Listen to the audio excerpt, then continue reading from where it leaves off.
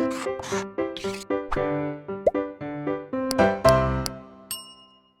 students, this is your own Shalini ma'am, your chemistry tutor. Welcome back to Blueprint Digital. आज मैं अपने next video के साथ आई हूँ आपके स्ट्रक्चर ऑफ एटम के। एक वीडियो मैं ऑलरेडी आपको रिलीज़ कर चुकी हूँ, दूसरी वीडियो है ये। इसमें रिमेनिंग टॉपिक्स हैं चैप्टर के। बट सबसे पहले टॉपिक स्टार्ट करने से पहले जिन्होंने अभी तक इस चैनल को सब्सक्राइब नहीं करा है, प्लीज़ क्विकली सब्सक्राइब करें। आपको बहुत सारी इंटरेस्टिंग वीडियोस मिलने वाली हैं इस पर देखने के लिए, बहुत नॉलेजेबल होने वाली है आपके लिए।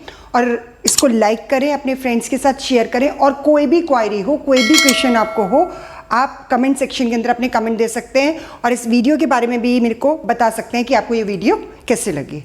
तो let's start with the topic, boss model of an atom. पिछली वीडियो के अंदर हमने थॉमसन का मॉडल पढ़ा और थोड़ा सा पीछे का हम फ्लैशबैक में जाते हैं ताकि आपको कोऑर्डिनेट करने में आसानी हो। और हमने रदरफोर्ड का मॉडल, दोनों के मॉडल रिजेक्ट कर दिए गए। हालांकि रदरफोर्ड का मॉडल बहुत यूज़फुल रहा क्योंकि उन्होंने न्यूक्लियस की डिस्कवरी की, इलेक्ट्रॉन्स चारों तरफ रिवॉल्व करते हैं ये हमारे को बताया। बट जो ड्रॉबैक रहा था वो यही रहा था कि जब वो रिवॉल्व करते हैं तो रिवॉल्व करते हुए एनर्जी रेडिएट करते हैं और इसकी वजह से वो स्टेबिलिटी को एक्सप्लेन नहीं कर पाए थे। क्योंकि अगर इलेक्ट्रॉन्स एनर्जी रिलीज करते रहे तो एक टाइम ऐसा आएगा जब उनकी एनर्जी टोटली फिनिश अप हो जाएगी and they will fall into the nucleus. और अगर वो न्यूक्लियस के अंदर गिर जाएंगे तो इसका मतलब atom is not stable and there should be no matter, but matter exist. We and you are also a part of the matter. तो मैटर एग्जिस्ट इसीलिए करता है क्योंकि एटम स्टेबल है। तो इसलिए रदरफोर्ड का मॉडल जो था वो रिजेक्ट हो गया था। उसके बाद नेक्स्ट जो आए थे, Niels Bohr was a scientist जिन्होंने अपना मॉडल दिया, जिन्होंने हमारे को मॉडर्न जो हम अब पढ़ते हैं एटॉमिक स्ट्रक्चर उसके बारे में काफ़ी कुछ हमारे को एक्सप्लेन किया। ठीक है, हालांकि इनके भी काफ़ी ड्रॉबैक्स थे बट वो आप सीनियर क्लास में 11th में अगर आप केमिस्ट्री लेते हैं तो बहुत डिटेल में पढ़ेंगे उसको। बट अभी मैं वो पॉइंट्स पिक नहीं करूँगी, अभी हम ये करेंगे क्योंकि मॉडर्न जो हमारा एटॉमिक स्ट्रक्चर है that was originally given by Niels Bohr. ठीक है, जो ड्रॉबैक थॉमसन का था और जो ड्रॉबैक रदरफोर्ड का था वो इन्होंने टोटली कंप्लीटली रिलीज कर दिया था। तो इसकी वजह से हमारे को काफ़ी इंप्रूवमेंट मिली एटम के स्ट्रक्चर को पढ़ने के लिए। नाउ नील्स बोहर के postulates forward, Niels Bohr put the following postulates. Postulates मैं आपको बता चुकी हूँ स्टेटमेंट्स होते हैं। तो this is the structure of the atom propose by Niel Bohr. उन्होंने हमारे को बताया कि सेंटर में न्यूक्लियस होता है। ठीक है, ये ऑलरेडी रदरफोर्ड हमारे को एक्सप्लेन कर चुके थे, उन्होंने भी सेंटर में ही न्यूक्लियस रखा। He was agreed with that structure और चारों तरफ इलेक्ट्रॉन रिवॉल्व करते रहते हैं। बट इनके स्ट्रक्चर में और रदरफोर्ड के स्ट्रक्चर में जो बेसिक डिफरेंस था वो ये था, उन्होंने बोला था कि जब इलेक्ट्रॉन्स रिवॉल्व करते हैं चारों तरफ न्यूक्लियस के तो दे रिलीज एनर्जी, बट इनके according the electrons do not release energy. Revolve करते हुए एनर्जी रिलीज नहीं करते हैं। ये मैंने आपको कॉन्सेप्ट तब भी बताया था कि जब एक शेल से दूसरी शेल में जंप करते हैं तो एनर्जी एब्जॉर्ब करते हैं और जब वापस लोअर ऑर्बिट्स के अंदर आते हैं तब वो एनर्जी रिलीज करते हैं। ठीक है, now let's come to the postulates first of all. So first postulate is only certain special orbits known as discrete orbits of electrons are allowed inside the atom. कुछ स्पेशल ऑर्बिट होते हैं जिन्हें हम discrete orbit कहते हैं। these are discrete orbits, ठीक है, जिसपे इलेक्ट्रॉन्स रिवॉल्व करते हैं, वही एटम के अंदर अलाउड होते हैं जिन पे इलेक्ट्रॉन्स रिवॉल्व करते हैं। Only certain special orbit known as discrete orbit. These orbits are known as discrete orbits. इन्हीं को एटम के स्ट्रक्चर के अंदर अलाउ किया जाता है क्योंकि जितने इलेक्ट्रॉन्स होते हैं उसके अकॉर्डिंगली वो ऑर्बिट्स होने चाहिए। Then, while revolving in these discrete orbits, the electrons do not radiate energy. अब यहाँ पर जो ड्रॉबैक था, बेसिकली अगर आपसे क्वेश्चन भी पूछ लिया जाता है कि जो रदरफोर्ड का ड्रॉबैक था वो बोहर के मॉडल से कैसे रिमूव हुआ, तो by this point Rutherford's drawback removed. ठीक है, while revolving in these discrete orbit the electrons do not radiate energy. Energy radiate नहीं करते हैं जो कि हमारे को रदरफोर्ड ने बोला था। तो यहाँ पर एनर्जी रेडिएट नहीं करते हैं, इसलिए अगर वो इस शेल के अंदर रिवॉल्व कर रहे हैं तो उनकी एक स्पेसिफिक एनर्जी होगी, इसके अंदर स्पेसिफिक, इसके अंदर स्पेसिफिक, इसके अंदर स्पेसिफिक। तो हर एक शेल की अपनी एक स्पेसिफिक एनर्जी होती है and they do not radiate energy. So this was the basic drawback of Rutherford's model and which was remove by this. ठीक है, These discrete orbits और shells are called energy level और shell, और इन discrete orbits को हम क्या कहते हैं? energy level और shell, और जिनको नाम दिया गया K, L, M, N and so on. ठीक है, मैं यहाँ पर 4 शेल दिखा रही हूँ आपको, क्योंकि आपको 20 एटॉमिक नंबर तक का बताना होता है, तो अभी हम डिटेल में इससे ज़्यादा नहीं जाएंगे. ठीक है, तो the inner most shell is known as K shell, then the second shell is known as L shell, and the third shell is known as M shell, and then the fourth shell is known as N shell. So these are named on the letters K, L, M, N, so on. और हम इनको numbers भी कर सकते हैं. Shell को हम represent करते हैं N से. ठीक है, तो अगर फर्स्ट शेल है तो N इज इक्वल टू 1, यानी K है तो N is equal to 1, L है तो N is equal to 2, M है तो N is equal to 3, and N है तो N is equal to 4.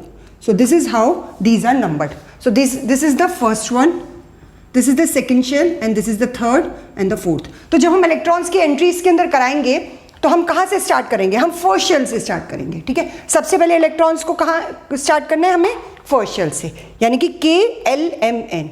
So this will be the proper order of configuration of electrons inside the atom. तो these are the 3 postulates of Bohr model. और अगर Bohr model आपको draw करने के लिए आता है तो सेंटर में न्यूक्लियस दिखाना है और इनके 4 शेल्स हमारे को ऐसे दिखाने होते हैं.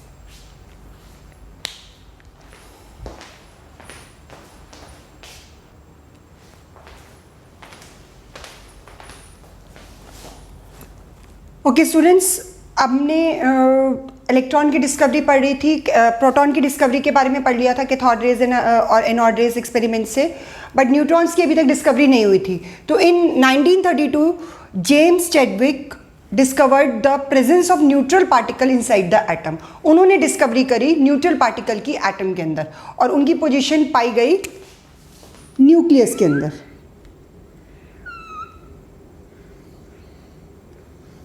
These are the energy level of the shell. This is the nucleus. Nucleus के अंदर डिस्कवर किया गया कि प्रोटॉन्स और न्यूट्रॉन्स प्रेजेंट होते हैं. ठीक है, और इलेक्ट्रॉन्स कहाँ रिवॉल्व करते हैं?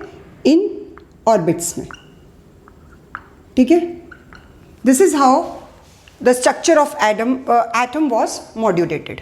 ठीक है, so protons and neutrons are present inside the nucleus. ठीक है, अब न्यूट्रॉन्स जो होते हैं इसको हम डिनोट करते हैं एन नॉट से, थोड़ा सा न्यूट्रल का साइन होता है, या फिर आप सिंपली स्मॉल एन भी बना सकते हैं. ठीक है, सो अब प्रोटॉन पॉजिटिवली चार्ज है, न्यूट्रॉन्स जो है वो न्यूट्रल हैं, तो एक तरह से न्यूक्लियस हमारा क्या हो गया? Positively charge. ठीक है ना. अब जितना प्रोटॉन होता है उतना ही इलेक्ट्रॉन्स होता है. So positive charge is equal to negative charge. ठीक है, so atom as a whole क्या हो गया? Neutral. So this is very important question which can be asked कि एटम न्यूट्रल क्यों है. ठीक है, तो आपको सिंपली यही बताना है कि the number of protons are always equal to the number of electrons in an atom of an element, so the atom is neutral as whole. और न्यूक्लियस पॉजिटिवली चार्ज क्यों है? क्योंकि इसके अंदर न्यूट्रॉन्स और प्रोटॉन्स प्रेजेंट है. अब protons positively charge और neutrons are neutral in nature, so therefore nucleus is positively charge but atom as a whole is neutral. So atom as a whole is neutral in nature. ठीक है, तो ये बहुत important question है जो आपसे पूछा जा सकता है. ओके स्टूडेंट्स, नेक्स्ट है हमारा distribution of electrons in different orbits. अब इसके लिए कुछ रूल्स होते हैं. इलेक्ट्रॉन्स को हम डिफरेंट ऑर्बिट में कैसे डिस्ट्रीब्यूट करते हैं, इसके कुछ डिफरेंट रूल्स हैं जो आपको मैं अब बताने वाली हूँ. और डिस्ट्रीब्यूशन ऑफ इलेक्ट्रॉन्स को हम कहते हैं electronic configuration of an atom. तो क्वेश्चन आ जाए draw the electronic configuration, right the electronic configuration, तो समझ जाइएगा मतलब क्या हो गया. This is called electronic configuration. Distribute करना इलेक्ट्रॉन्स को डिफरेंट ऑर्बिट में. किस ऑर्बिट में कितने इलेक्ट्रॉन एग्जिस्ट करेंगे, that is called electronic configuration. ठीक है, और इलेक्ट्रॉनिक कॉन्फ़िगरेशन करेंगे किसका? नंबर ऑफ इलेक्ट्रॉन्स का. आपको मैंने स्ट्रक्चर बताया था कि सेंटर में न्यूक्लियस होता है, न्यूक्लियस के अंदर प्रोटॉन्स और न्यूट्रॉन्स होते हैं. तो ये तो न्यूक्लियस के अंदर रहता है, इन्हें हमें नहीं टच करना. इसके चारों तरफ जो शेल्स होते हैं इसके अंदर इलेक्ट्रॉन्स होते हैं. तो हमें इलेक्ट्रॉनिक कॉन्फ़िगरेशन किसका दिखाना है? इन इलेक्ट्रॉन्स का दिखाना है. ओके, वी नोट हमारे को प्रोटॉन्स को कुछ नहीं करना है, न्यूट्रॉन्स को कुछ नहीं करना. दे विल वो न्यूक्लियस के अंदर ही बैठे रहते हैं. ठीक है, उनका वही हाउस है. हमारे को जो दिखाना है, हमारे को सिर्फ दिखाना है इलेक्ट्रॉन्स का. Now let's start with the first rule. The maximum number of electron present in the shell is given by the formula 2n². This is the formula 2n². ठीक है, where n is 1 2 3 4, that is equivalent to number of shell. Shell number को denote करता है ये 1 2 3 4. ठीक है, for example हम first shell की बात करते हैं. फर्स्ट शेल हमारा कौन सा होता है? के शेल. ठीक है, अगर n इज इक्वल टू के और हमारे को मालूम करना है कि उसके अंदर कितने मैक्सिमम फर्स्ट शेल कितने मैक्सिमम इलेक्ट्रॉन आ सकते हैं, तो हम 2n² वाला फॉर्मूला लगाएंगे and it will become, n क्या है? Number of shell. तो 2 इंटू फर्स्ट शेल का मालूम कर रहे हैं इसका स्क्वायर, तो इट विल बी 2 इलेक्ट्रॉन्स. तो फर्स्ट शेल के अंदर मैक्सिमम कितने इलेक्ट्रॉन्स आ सकते हैं? 2 इलेक्ट्रॉन्स एकोमोडेट कर सकते हैं. ऐसे ही सेकेंड शेल का देखते हैं. 2n² का फॉर्मूला लगाया, n की जगह हम रखेंगे 2 because this is the second shell. ठीक है, तो इट विल बिकम 8 इलेक्ट्रॉन्स. तो सेकेंड शेल के अंदर हमारे मैक्सिमम कितने इलेक्ट्रॉन्स आ सकते हैं? 8 इलेक्ट्रॉन्स. तो इस तरीके से डिफरेंट मैं आपको 4 शेल तक बता देती हूँ. थर्ड शेल, ठीक है, 2n². तो अब यहाँ पर हम क्या रखेंगे? 3. तो 3 का स्क्वायर 9, 9 2 जा 18 इलेक्ट्रॉन्स. ठीक है, ऐसे ही फोर्थ शेल 2n². अब हमारे यहाँ पर जो शेल हो जाएगा दैट विल बी 4. 2 इंटू 4 का स्क्वायर, 4 4 जा 16, 16 2 जा 32 electrons. So in the fourth shell maximum 32 electrons can be accommodated. अब ये तो तभी अकोमोडेट हो सकते हैं ना जब उनका एटॉमिक नंबर या जिनके पास इतने नंबर ऑफ इलेक्ट्रॉन्स होने भी चाहिए. अगर अब किसी के पास 3 इलेक्ट्रॉन्स हैं तो ये 32 18 8 कहाँ से लाएगा? ठीक है ना. तो जितने इलेक्ट्रॉन, अब वही बात है ना, जितना पेट है उतना ही भूख लगेगी, उतना ही खाया जाएगा. अब आप एक छोटा सा बच्चा होता है, उसकी कितनी 1 चपाती की नीड होती है. अब जब उसके 1 चपाती की नीड है तो वो 4 चपाती कहाँ पर रखेगा? ठीक है ना. तो अब किसी एटम के पास 2 इलेक्ट्रॉन है, 3 इलेक्ट्रॉन है, 4 इलेक्ट्रॉन है, तो वो इस शेल तक तो पहुंचेगा ही नहीं, और जितने होंगे उसी से उसको काम चलाना पड़ेगा. ठीक है ना. कहते हैं जितनी चादर होती है उतना पैर पसारना चाहिए, वही वाला यहाँ पर सिचुएशन है. तो लेट्स, ये हमारा फर्स्ट रूल था. दूसरा रूल था maximum number of electron that can be accommodated in the outermost shell is 8. Outermost shell में 8 से ज़्यादा इलेक्ट्रॉन नहीं हो सकते. अब किसी के पास 18 है भी तो हम आउटरमोस्ट शेल में 18 नहीं रख सकते. ठीक है, तो this is the second rule कि आउटरमोस्ट शेल में 8 से ज़्यादा इलेक्ट्रॉन एकोमोडेट नहीं कर सकते. Third, first the inner shells are filled and then the shells are filled stepwise manner. सबसे पहले मैंने आपको पीछे भी बताया था कि सबसे पहले हमारा K shell which is the first shell, n is equal to 1, then L shell, then M, then N. तो ये स्टेप वाइज मैनर होते हैं. तो सबसे पहले K फिल होगा, देन L होगा, देन M होगा और देन N होगा. ठीक है, इस तरीके से शेल्स फिल किए जाएंगे. ये नहीं है कि आपने N से स्टार्ट कर दिया, M से स्टार्ट कर दिया, L से स्टार्ट कर दिया. First the inner most shell will be filled and then the outer most shell will be filled. Now these are the 3 basic rule given by the for the entrance of electron. ठीक है, और इसको हम कहते हैं electronic configuration. तो मैं अभी आपको ये सारा दिखाती हूँ कि आपके सिलेबस में स्टूडेंट्स 1 से लेकर 20 तक का एटॉमिक नंबर की आती हैं कॉन्फ़िगरेशन, इससे ऊपर की नहीं आती. अगर आप सीनियर क्लासेस में 11 12 में साइंस लेते हैं तब आपको इतना डिटेल में पढ़ना पड़ेगा, क्योंकि वहाँ पर डिस्ट्रीब्यूशन और ज़्यादा डेप्थ में हो जाता है. यहाँ पर तो हम शेल्स के बारे में पढ़ रहे हैं, वहाँ पर सब शेल्स भी होंगे, ऑर्बिटल्स भी होंगे, तो आपको बहुत डेप्थ में पढ़ना पड़ेगा. वहाँ का कॉन्फ़िगरेशन अलग हो जाएगा, थोड़ा और डेप्थ में हो जाएगा.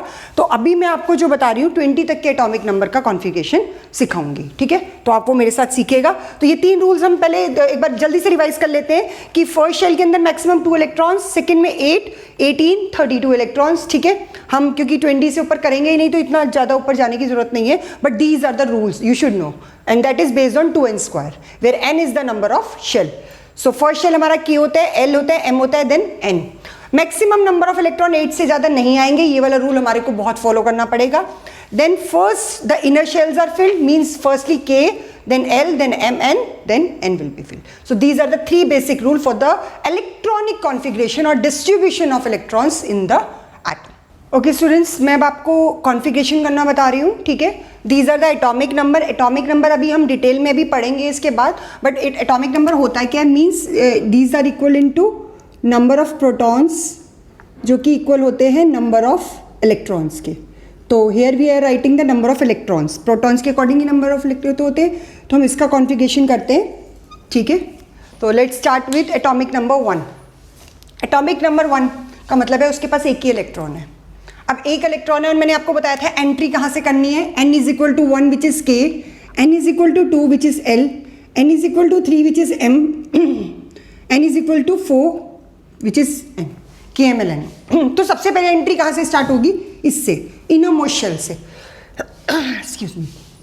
नाउ इसके पास एक ही इलेक्ट्रॉन है तो कहाँ पर एंटर करेगा, K शेल में, 1 इलेक्ट्रॉन। अब इस एलिमेंट की आप स्क्रीन पर देख रहे हैं, ये एलिमेंट्स के नाम है, पूरा डिस्ट्रीब्यूशन चार्ट है जो आप एनसीईआरटी में आपके पास है, ठीक है। बट आपको डिस्ट्रीब्यूशन करना मैं यहाँ पर बता रही हूँ, ठीक है। आप डिटेल में वो आपको पॉज करके देख सकते हैं आप उसको, तो आप ये एनसीईआरटी में भी आपकी बुक में, ठीक है। और हमारी एग्जाममेट जो बुक है उसके अंदर भी ये चार्ट दिया हुआ है। तो स्क्रीन पे मैंने आपकी हेल्प के लिए, ताकि आप एलिमेंट्स के नाम भी उस पर देख सकें। यहाँ पर सिर्फ मैंने उनका एटॉमिक नंबर है और कॉन्फ़िगरेशन आपको दिखा रही हूँ। दूसरा है हमारा एटॉमिक नंबर 2, ठीक है। अब इसके पास 2 इलेक्ट्रॉन है। मैंने आपको बताया था फर्स्ट शेल में मैक्सिमम कितने इलेक्ट्रॉन्स आ सकते हैं, 2 इलेक्ट्रॉन्स आ सकते हैं। तो हमने दोनों के दोनों इलेक्ट्रॉन फर्स्ट शेल में प्लेस कर दिए। अब जब इसके पास है ही 2 इलेक्ट्रॉन्स तो आगे कुछ एंट्री होगी ही नहीं। नेक्स्ट है थर्ड इलेक्ट्रॉन, इसके पास 3 इलेक्ट्रॉन्स है तो फर्स्ट शेल में मैक्सिमम 2 आ सकते हैं। अभी हमने पीछे रूल करा एंट्री का कि फर्स्ट शेल के अंदर मैक्सिमम इलेक्ट्रॉन्स कितने आ सकते हैं, 2। अब इसके पास कितने बचे, 1, ठीक है। तो रिमेनिंग इलेक्ट्रॉन नेक्स्ट शेल में चले जाएंगे। तो 2 + 1 3। नाउ एटॉमिक नंबर 4, इसके पास 4 इलेक्ट्रॉन्स है, फर्स्ट शेल में 2, बाकी रिमेनिंग कितने बचे, 2 सेकेंड शेल में चले गए, मीन्स एल शेल में। यहाँ पर 5 में 2, रिमेनिंग 3, 2 4 2 5 2 6 2 7 2 8, ठीक है। अब 8 से ज़्यादा इलेक्ट्रॉन्स इसमें एकोमोडेट नहीं कर सकते। तो ये 10 तक तो हो गया हमारा, ठीक है ना। 7 का ये हो गया, 8 का ये हो गया, मैं आपको दिखा दूँ कुछ कट, ठीक है। ये 6 का हो गया है, ये 5 का हो गया है, ये 4 का हो गया है, ये 3 का कॉन्फ़िगरेशन, 2 का, 1 का। अब 11 के लिए अगर हम इसे 2 फर्स्ट में आ गए, मैक्सिमम 8 सेकेंड में आते हैं। अब 1 इज़ लेफ्ट, हम यहाँ पर 9 नहीं रखेंगे।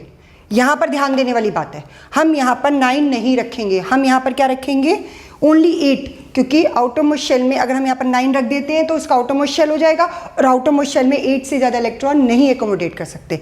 और सेकेंड शेल, दूसरा रूल हमारा ये है कि सेकेंड शेल के अंदर हमारे 8 ही इलेक्ट्रॉन मैक्सिमम एकोमोडेट कर सकते हैं। तो रिमेनिंग हमारे कहाँ ट्रांसफर हो जाएंगे, थर्ड शेल में। तो यहाँ पर 2 आ गए मैक्सिमम, इसमें 8 आ सकते हैं मैक्सिमम, और थर्ड में हमारे चले गए, यानी कि एम शेल में हमारे आ गए 1। तो इनका टोटल करें 2 + 8 + 1 11। नाउ ऐसे 12 के लिए 2 8 2, 13 के लिए 2 8 3, 14 के लिए 2 8 4 एंड 2 8 5। ऐसे ही अगर आप 16 17 18 के लिए भी करते हैं तो 20, तो ऐसे हो जाएगा, ठीक है। मैं आपको आगे का भी करके दिखा देती हूँ। तो 16 तक का कॉन्फ़िगरेशन समझ में आ गया, 15 तक का आ गया। 16 का मैं यहाँ पर बता रही हूँ। 16 के लिए हम क्या करेंगे, 2 8 6, 17 के लिए 2 8 7, फिर 18 के लिए 2 8 8, ठीक है। 10 और 18, अब आ गया 19। अब मैंने आपको बोला था यहाँ पर 2 8, अब हमारे रिमेनिंग कितने बच गए, 10 और 9 बचे। अब हम 9 हम नहीं दे सकते सेकंड शेल में, लास्ट शेल में, क्योंकि 8 से ज़्यादा इलेक्ट्रॉन आउटरमोस्ट शेल में नहीं आ सकते। तो हम क्या करेंगे, यहाँ पर 8 तो इस शेल में रख देंगे और यहाँ पर, ठीक है। फिर 20 में 2 8 8 2। So this is how we have to do the electronic configuration, ठीक है। अब आते हैं स्ट्रक्चर ड्रॉ करने के लिए। स्ट्रक्चर कैसे ड्रॉ करेंगे, फॉर एग्जांपल मैं आपको 1-2 स्ट्रक्चर्स बता देती हूँ यहाँ पर। जैसे कि फॉर एग्जांपल इसका है 5th एटॉमिक नंबर 5 का, ठीक है। सेंटर में न्यूक्लियस दिखाइए, फर्स्ट शेल के अंदर 2 इलेक्ट्रॉन्स हैं, यहाँ पर दिखाइए 2 डॉट्स। सेकेंड शेल के अंदर this is for atomic number 5। तो फर्स्ट शेल के अंदर कितने हैं इसके, 2, और इसके हो गए 3 डॉट्स दिखा दीजिए। इस तरीके से आप शेल बना के स्ट्रक्चर्स बना सकते हैं। ऐसे ही अब आप इसका ले लीजिए, 15 का बता देती हूँ, एटॉमिक नंबर 15 का, ठीक है। तो अब यहाँ पर तुम्हारे आने चाहिए सेकेंड शेल में 8, तो एक साइड पे पेयर पेयर में दिखा दीजिए, ठीक है। तो ये होगा 2, 8 और 5 हमारे को आउटरमोस्ट शेल में दिखाने हैं, तो 1, 2, 3, 4, ठीक है, 5। This is how we can draw the structure. और इसे लेबल कर दीजिए, ये हमारा हो गया न्यूक्लियस, ये हो गया हमारा के शेल, ये हो गया हमारा एल शेल और ये हो गया हमारा एम शेल। तो कभी भी स्ट्रक्चर ड्रॉ करने के लिए आए बोहॉज मॉडल के हिसाब से किसी का भी एटॉमिक नंबर का, तो आप इसको ऐसे ड्रॉ कर सकते हो। एटॉमिक नंबर के अकॉर्डिंग करना होता है, atomic number is equal to number of proton which are always equal to number of electrons. तो इसके अकॉर्डिंगली हम ये स्ट्रक्चर ड्रॉ कर सकते हैं अकॉर्डिंग टू द बोहॉज मॉडल, ठीक है। तो ये 20 तक की मैंने आपको कॉन्फ़िगरेशन यहाँ पर दे दी है। ओके स्टूडेंट, इसमें नेक्स्ट टर्म जो इंपॉर्टेंट है आपके लिए दैट इज वैलेंसी। ये हम पहले भी थोड़ा सा डिस्कस कर चुके हैं आयंस के टाइम पे, जब मैंने आपको आयंस बताए थे। आयंस कैसे बनते हैं? By losing gaining of electrons, ठीक है ना। तो वैलेंसी बेसिकली होती क्या है? The combining capacity of an atom of an element, और इसे दो डेफिनेशन से जाना जा सकता है, और the number of electron lost, gained और share to complete its outermost shell. अब एटम अपना आउटरमोस्ट शेल कंप्लीट करते हैं, तो क्यों करते हैं कंप्लीट? जब वो कंपाउंड बनाते हैं, ठीक है, जब वो कंबाइन करते हैं दूसरे एलिमेंट्स के एटम के साथ, तो वो अपना आउटरमोस्ट शेल कंप्लीट करते हैं, इसीलिए तो करते हैं, तभी तो कंपाउंड्स बनते हैं, ठीक है। उनके बीच में केमिकल रिएक्शन होती है, तभी तो। अब वो कंप्लीट जब करते हैं, या तो इलेक्ट्रॉन्स को लूज करेंगे, या गेन करेंगे, या शेयर करेंगे। अब भाई कुछ के आउटरमोस्ट शेल में तो 8 इलेक्ट्रॉन्स हैं, जैसे कि दिस वन, ठीक है, हीलियम इनर्ट गैस है, दिस इज हीलियम, ठीक है। इसको आउटर फर्स्ट शेल 2 से कंप्लीट हो जाता है, इसको तो 2 से कंप्लीट हो जाता है, हमारे को 2 से ज़्यादा चाहिए ही नहीं होते। तो ये भी इनर्ट गैस है, इसको अपना आउटरमोस्ट शेल कंप्लीट करने के लिए जितने चाहिए थे इसके पास हैं, इसको अपना आउटरमोस्ट शेल कंप्लीट करने के लिए जितने चाहिए थे इसके पास हैं, ठीक है। अब इसको आउटरमोस्ट शेल कंप्लीट करने के लिए कितने चाहिए थे? 8 इसके पास है। हमारा रूल था ना कि आउटरमोस्ट शेल में 8 से ज़्यादा इलेक्ट्रॉन्स नहीं हो सकते, क्योंकि 8 electrons are known as octet कहा जाता है, इसको ऑक्टेट रूल कहा जाता है कि आउटरमोस्ट शेल में 8 अटेन करने के लिए, स्टेबल कॉन्फ़िगरेशन अटेन करने के लिए 8 इलेक्ट्रॉन्स होना ज़रूरी है। एक्सेप्ट 2 एलिमेंट्स ऐसे हैं जो 2 से अपना काम चला लेते हैं, और वो हैं, वन इज़ हाइड्रोजन जिसके पास एटॉमिक नंबर 1 है, एंड सेकेंड इज़ हीलियम जो ऑलरेडी फर्स्ट शेल के अंदर 2 इलेक्ट्रॉन्स के साथ इनर्ट गैस की फॉर्म में है, ठीक है। तो बाकी जो हैं, अब आप देख रहे हो यहाँ पर इसके पास 1 है, इसके पास 2 है, इसके पास 3 है, 4 है, 5 है, तो इनके तो आउटरमोस्ट शेल में 8 कंप्लीट नहीं हुए, तो दे आर अनस्टेबल। तो ये जब कंबाइन करते हैं दूसरे एलिमेंट्स के साथ, तो ये या तो इलेक्ट्रॉन्स लूज करेंगे और या फिर इलेक्ट्रॉन्स गेन करेंगे, ठीक है। और जब इलेक्ट्रॉन लूज गेन करते हैं या फिर शेयर करते हैं अपना आउटरमोस्ट शेल कंप्लीट करने के लिए, उसे हम कहते हैं उस एटम की valency. So the combining capacity of an atom of an element is known as valency, यानी the number of atoms shared, lost or gained by an atom is known as valency. अब valency identify कैसे करते हैं, ठीक है। अब जिनके outermost shell में 1, 2 या 3 इलेक्ट्रॉन है, वो आसानी से इलेक्ट्रॉन लूज कर सकते हैं, ठीक है, क्योंकि भाई 8 इलेक्ट्रॉन कंप्लीट करने के लिए इसको 7 चाहिए होंगे, इसको 6 चाहिए होंगे, इसको 5 चाहिए होंगे, तो इतने ज़्यादा इलेक्ट्रॉन्स क्या करना चाहिए? आसान काम करना चाहिए ना। So these are metals electron lose करते हैं, और नॉन मेटल्स जो होते हैं वो इलेक्ट्रॉन गेन करते हैं, और ये जो 4 वाले होते हैं ये शेयर करते हैं, ठीक है। तो अब जब इलेक्ट्रॉन लूज करते हैं तो क्या, कौन सा चार्ज आता है? प्लस का। When electrons are lost then positive charge, और उसे हम क्या कहते हैं? कैटायन। और जब इलेक्ट्रॉन गेन करते हैं तब कौन सा चार्ज आता है? नेगेटिव, और उन्हें हम क्या कहते हैं? एनायन, ठीक है। तो एलिमेंट्स के नाम नहीं है, मैं बस आपको वैलेंसी कैलकुलेट करने का एक तरीका यहाँ पर बता रही हूँ, ठीक है। तो इलेक्ट्रॉन लॉस होता है तो पॉजिटिव चार्ज होता है, पॉजिटिव वैलेंसी होती है, और इलेक्ट्रॉन गेन करते हैं तो नेगेटिव वैलेंसी होती है। तो इसके ऊपर अब वैलेंसी लिख रही हूँ मैं यहाँ पर, ठीक है। I am writing the valency over here.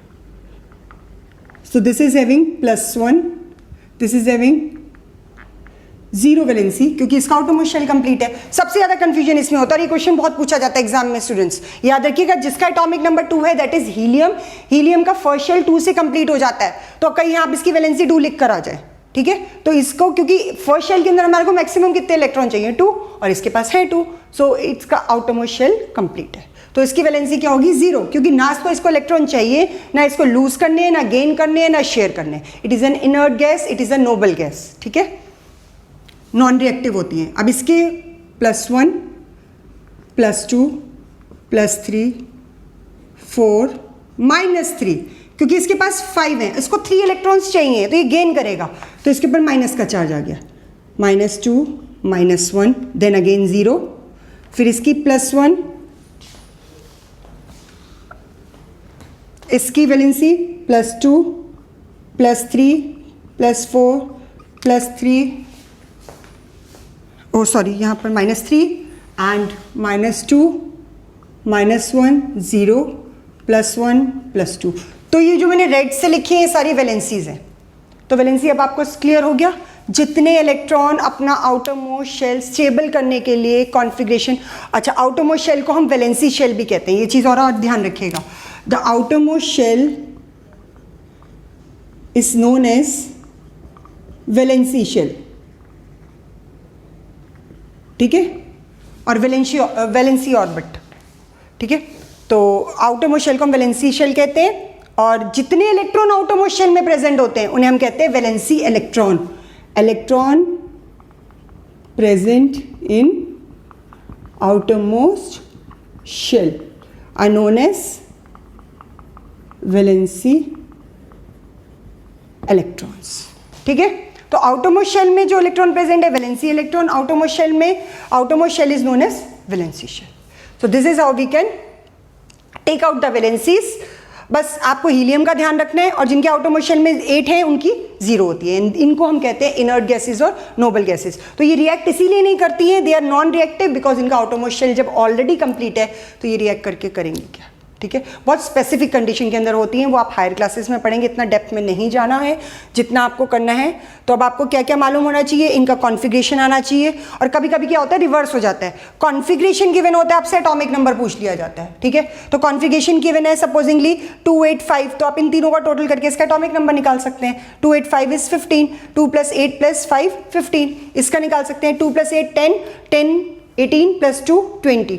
तो इस तरीके से आप कॉन्फ़िगरेशन से एटॉमिक नंबर भी निकाल सकते हैं, ओके। अभी हम इतनी देर से एटॉमिक नंबर की बात कर रहे थे, एटॉमिक नंबर। तो अब क्लैरिफाई करती हूँ मैं, एटॉमिक नंबर होता है क्या basically. Atomic number is the number of protons present in the nucleus of an atom. अब प्रोटॉन्स कहाँ प्रेजेंट होते हैं, न्यूक्लियस के अंदर, ठीक है। तो जितने प्रोटॉन प्रेजेंट होते हैं वो उसका एटॉमिक नंबर होता है, ठीक है। और जितने प्रोटॉन्स के नंबर होते हैं, number of protons are always equal to number of electrons, ठीक है। अब नंबर ऑफ प्रोटॉन और इलेक्ट्रॉन इक्वल होते हैं हमेशा, ठीक है। This are denoted by Z। Mass number is equal to total number of proton and neutron present in the nucleus of an atom.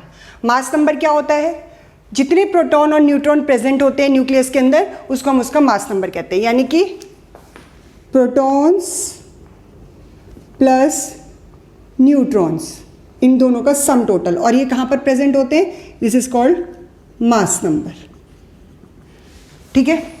कोई भी आपको एटॉमिक जो सिंबल मिलेगा वो अब इस तरीके से मिलेगा, क्लोरीन 35 एंड 17। आप यहाँ पर 2 नंबर देख रहे हैं, जो ये लार्जर नंबर है, जो बिगर नंबर है दैट इज मास नंबर, और जो ये स्मॉलर वन है दैट इज एटॉमिक नंबर।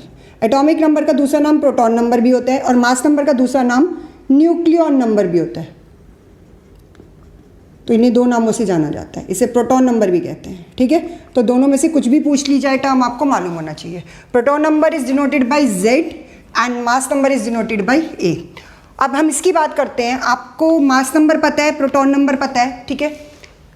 अब आप कहेंगे कि हम जब प्रोटॉन नंबर हमारा एटॉमिक नंबर है तो हम इसे नंबर ऑफ इलेक्ट्रॉन करके डिफाइन क्यों नहीं करते हैं, हम ये क्यों नहीं कहते कि number of electron present in the atom, हम प्रोटॉन नंबर से क्यों एटॉमिक नंबर को वो कोऑर्डिनेट कर रहे हैं। एक्चुअली स्टूडेंट्स होता क्या है कि जब आयंस बनते हैं, तो आयंस जब बनते हैं तो इलेक्ट्रॉन्स या तो लूज करके बनेंगे या गेन करके बनेंगे। उस टाइम पे किसका नंबर चेंज होगा, उस टाइम पे नंबर चेंज होता है इलेक्ट्रॉन्स का। प्रोटॉन्स का नंबर चेंज नहीं होता, it will remain the same. वो जितना न्यूक्लियस के अंदर प्रोटॉन्स प्रेजेंट थे वो प्रेजेंट रहेंगे, सिर्फ नंबर जो किसका चेंज होगा वो इलेक्ट्रॉन्स का नंबर चेंज होगा। अब जब इलेक्ट्रॉन्स का नंबर चेंज होगा तो उसकी वजह से क्या होगा, आयंस आर फॉर्म, पॉजिटिव और नेगेटिव। तो या तो वो गेन करेंगे या लूज करेंगे। तो इसलिए हम जो कंसीडर करते हैं वो प्रोटॉन को कंसीडर करते हैं एटॉमिक नंबर। आप लोगों को क्लासरूम में एक स्पेसिफिक रोल नंबर दिया जाता है, ठीक है ना, स्पेसिफिक, जैसे 1 2 3 4 व्हाटएवर, ऐसे ही एग्जामिनेशन में भी आपको एक रोल नंबर मिलता है। अब जो रोल नंबर आपका होता है वो किसी और स्टूडेंट का होता है? कभी नहीं होता। वो आपको क्या दे रहा है? आपको आइडेंटिटी दे रहा है, आपकी वो आइडेंटिटी प्रूव कर रहा है कि हाँ ये आप हो और ये आपका रोल नंबर है, ठीक है। इसी तरीके से एलिमेंट्स के अंदर भी होता है, एलिमेंट्स को एक स्पेसिफिक एटॉमिक नंबर मिला हुआ है और वो किसके बेसिस पे दिया गया है? प्रोटॉन्स के बेसिस पे, क्योंकि प्रोटॉन्स का नंबर कभी चेंज नहीं होता। अगर कोई एलिमेंट है तो उसके सारे एटम्स का प्रोटॉन नंबर सेम रहेगा, ठीक है, उससे उनको आइडेंटिटी मिली है। इलेक्ट्रॉन्स का नंबर चेंज हो जाता है जब वो कंबाइन करते हैं किसी और एटम के साथ, आयंस बनाते हैं, ठीक है, दे फॉर्म कंपाउंड्स, तब उनका नंबर चेंज हो सकता है, बट प्रोटॉन का नंबर कभी चेंज नहीं होता, इसलिए हम उसको एटॉमिक नंबर को कंसीडर करते हैं प्रोटॉन के नंबर से। बात समझ में आई अभी है, ठीक है। अब हमारे पास मास नंबर भी है और एटॉमिक नंबर भी है, यानी कि हमारे पास this is mass number, proton का टोटल और न्यूट्रॉन का टोटल, ठीक है, और एटॉमिक नंबर क्या हो गया? प्रोटॉन। अब आप अगर आपको न्यूट्रॉन का नंबर निकालना है तो आप क्या करेंगे? नंबर ऑफ न्यूट्रॉन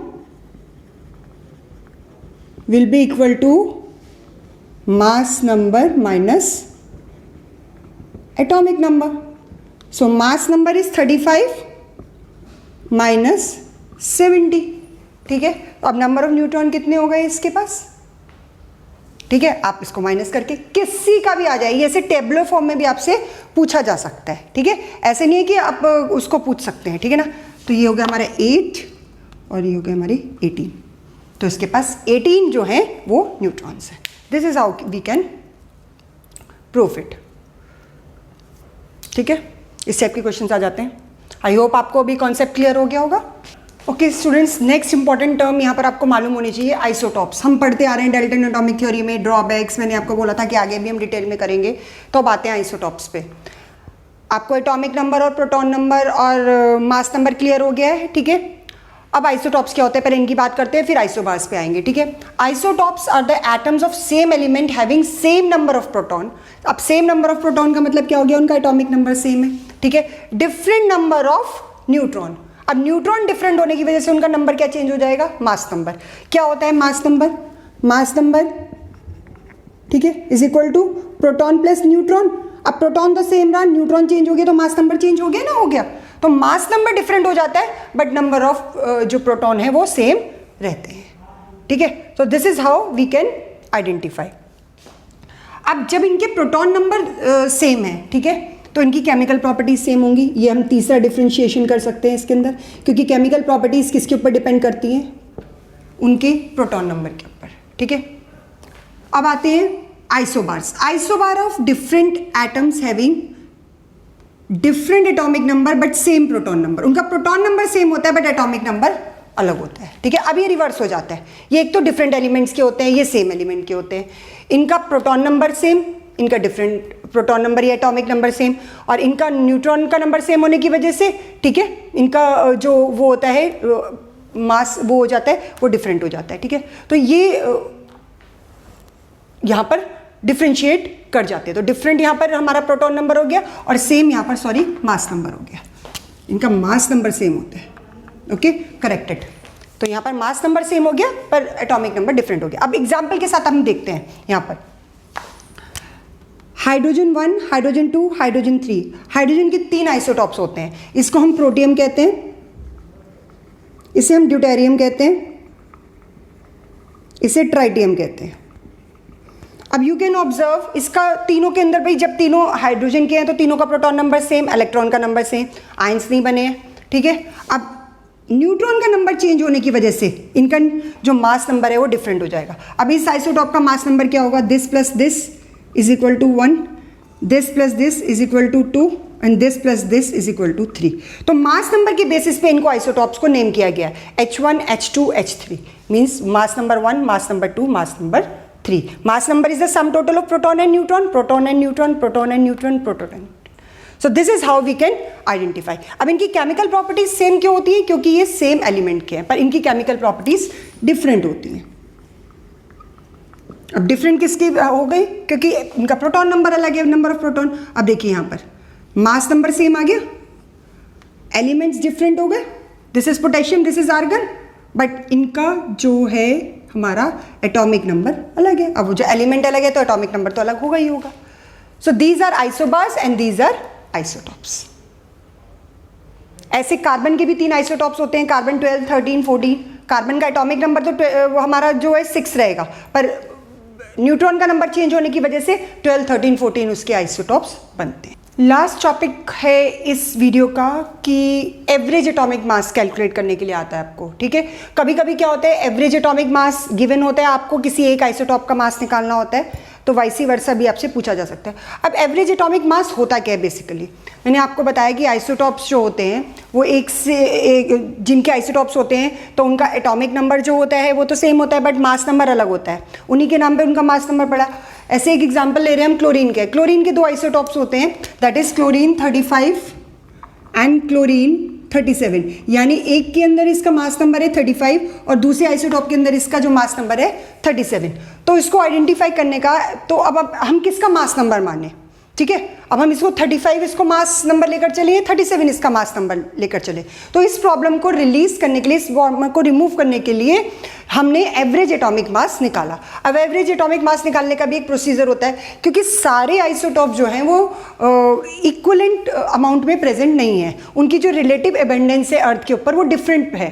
तो उसके बेसिस पे हम उसकी परसेंटेज निकालते हैं कि ये वाला आइसोटॉप इस परसेंटेज में पाया जाता है, ये वाला आइसोटॉप इस परसेंटेज में पाया जाता है. तो उसके बेसिस पे हमने एवरेज एटॉमिक मास निकाला है. तो उसके लिए फॉर्मूला मैंने यहाँ पर प्लेस किया है. Average atomic mass of chlorine हम यहाँ पर निकाल रहे हैं, तो atomic mass of one isotope into percentage abundance, यानी किस क्वांटिटी में अर्थ में अवेलेबल है, plus atomic mass of second isotope into percentage abundance. अब पहला हमारा आइसोटॉप था 35, ये इसका एटॉमिक मास हो गया, और फर्स्ट आइसोटॉप ये हो गई इसकी परसेंटेज एबंडेंस. ठीक है, ये दूसरा आइसोटॉप हो गया, इसका एटॉमिक मास हो गया, और ये हो गई इसकी परसेंटेज एबंडेंस. तो अब दोनों की परसेंटेज एबंडेंस, ये यानी कि 75% ये वाला आइसोटॉप अवेलेबल है अर्थ के ऊपर, और ये वाला 25% अवेलेबल है. ठीक है, this is the percentage abundance, और ये इसका एटॉमिक मास हो गया 37. ठीक है, डिवाइडेड बाय 100, और उसके बाद हम इसका जो निकाल कर आते हैं, आप कैलकुलेट करके देख सकते हो, 35.5. तो this is the formula to identify the average atomic mass. ठीक है, कभी कभी क्या होता है, एक का एटॉमिक मास गिवन होता है, ये परसेंटेज एबंडेंस गिवन होती है, तो आप उसको एक्स सपोज करके कर सकते हो. Now application. एप्लीकेशन का मतलब है यूजेस, कहां पर हमारे आइसोटॉप्स का यूज आता है. तो uranium 235, that U is uranium. Uranium 235 isotope is use as fuel in nuclear reaction. जिससे हम इलेक्ट्रिसिटी प्रोड्यूस करते हैं, तो उन न्यूक्लियर रिएक्शन के अंदर एज अ फ्यूल इसका यूज किया जाता है. ठीक है, कोबाल्ट 60, CO इज कोबाल्ट, इसे कार्बन मोनोऑक्साइड मत बना देना please. Cobalt 60 is use as treatment of cancer. Cancer के ट्रीटमेंट के लिए इसकी रेडिएशंस को यूज किया जाता है, इस आइसोटॉप की रेडिएशंस को. Then isotope of iodine is use in treatment of goitre. Goitre आपको पता होगा कि एक डिजीज हो जाती है आयोडीन की डेफिशिएंसी से. ठीक है, हमारे थायराइड ग्लैंड जो होते हैं वो स्वेल कर जाते हैं, और स्वेल करने की वजह से हमारे को बहुत सारी हार्मोनल प्रॉब्लम भी आती हैं उस हार्मोन्स की वजह से, डेफिशिएंसी की वजह से. और वो हार्मोन जो है, थायराइड हार्मोन जो है, थायरॉक्सिन हार्मोन जो है, वो कम बनना शुरू हो जाता है because the swelling of these thyroid gland. ठीक है, और हमारी नेक भी स्वेल कर जाती है, इनलार्ज हो जाता है थायराइड ग्लैंड उसकी वजह से. तो उस डिजीज़ को हम कहते हैं goitre, and that is due to deficiency of iodine. तो इसलिए हम इसमें आइसोटॉप ऑफ आयोडीन का यूज़ करते हैं गॉइटर के ट्रीटमेंट के लिए. So these are the advantages of, और ये applications of different types of radioactive isotopes. तो आई होप आपको ये कॉन्सेप्ट क्लियर हो गया होगा. प्लीज़ आप इस वीडियो को पॉज कर करके अपनी नोट्स प्रिपेयर कर सकते हैं. Everything is covered, each and everything I have given to you. तो आई होप आपको ये समझ में आ गया होगा, पूरा कॉन्सेप्ट, पूरा चैप्टर समझ में आ गया होगा. फिर भी आपकी कोई क्वेरी होती है तो आप कमेंट सेक्शन पे मेरे को सेंड कर सकते हैं. I will give you the reply. ठीक है, और बाकी इस वीडियो को देखने के बाद इसको आप लाइक करना और अपने फ्रेंड्स के साथ शेयर करना मत भूलिएगा.